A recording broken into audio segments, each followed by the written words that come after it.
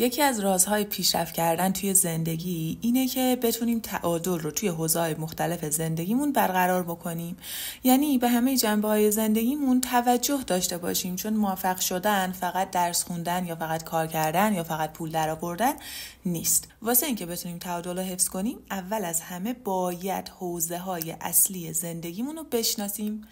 پس امروز میخوایم به این سوال جواب بدیم که چطور حوزه‌های اصلی زندگیمون رو شناسایی بکنیم. اول از همه باید یه لیست از همه چیزهای جزئی که برام اهمیت داره یا دوست دارم اهمیت داشته باشه بنویسم. این لیست قرار خیلی طولانی و خیلی جزئی باشه.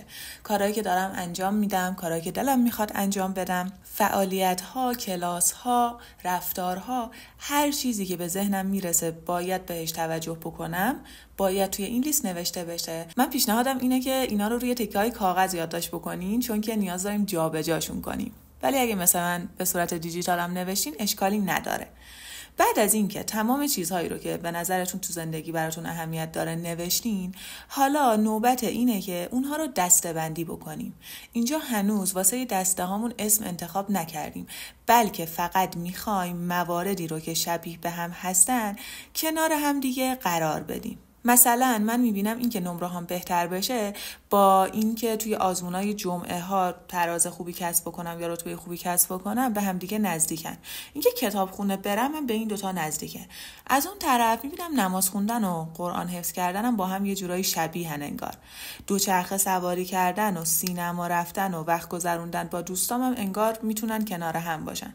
حالا این مسئله هی ممکنه شک کنیم و هی جابجا کنیم، مثلا اینجوری باشم که خوشحال بودن رو بذارم کنار سینما رفتن یا بذارم کنار رمان خوندن، با عادتام پایبند بودن رو کجا بذارم، یا اینکه اصلا با مامانم دعوا نکنم هیچ چیز شبیهی نداره ولی همچنان برام مهمه. اگر سر بعضی از موارد همچنان مطمئن نیستین اصلاً خودتون رو نگران نکنید.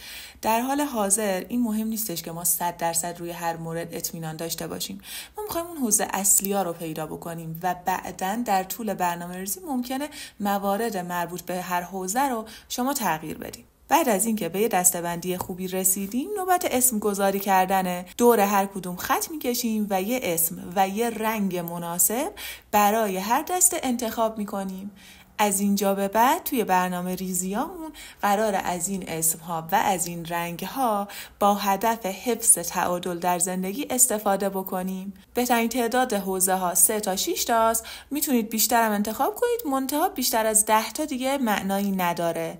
یادتون باشه که تعادل داشتن به معنای توجه کردن به یک اندازه نیست، بلکه ممکنه یه حوزه‌ای واقعاً به توجه بیشتری نیاز داشته باشه.